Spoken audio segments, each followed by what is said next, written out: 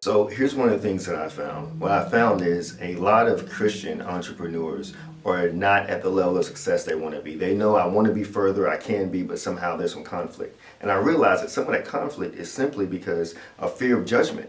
Feeling like if we're a believer or we're a Christian that we're supposed to be humble, and humble means not successful or not having a lot of money. And that's not true.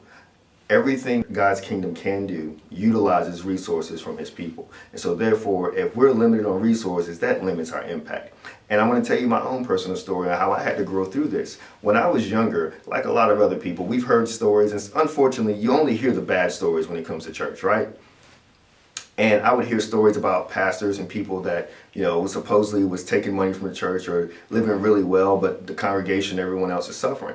And so I remember seeing a pastor that had a nice car and thinking like, oh man, I bet he's one of those pastors. Well, let me point to something here. Number one, we don't understand that most pastors, number one, they're business people, and they may have various streams of income and different things that they're doing.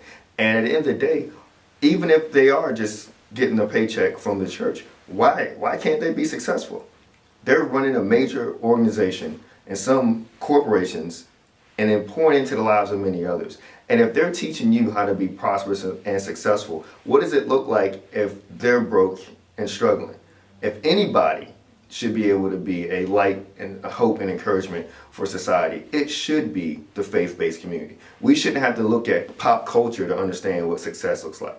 We should be able to point to our own leaders and our own people who give us a good, healthy model for success. So I had to grow through that myself and understanding I want my pastor to be very successful. I want these faith-based community leaders to be very successful because that's a great model for me that I can follow and not have to worry about myself or my kids getting trapped up in certain vices and things. So I want to eliminate all that distraction and clutter in your head that may be blocking your own blessings because you somehow are in conflict. It's hard for you to have those feelings about your pastor, but yet you want to be more successful than that, right? It's incongruent. So be congruent. There's enough out here for everybody.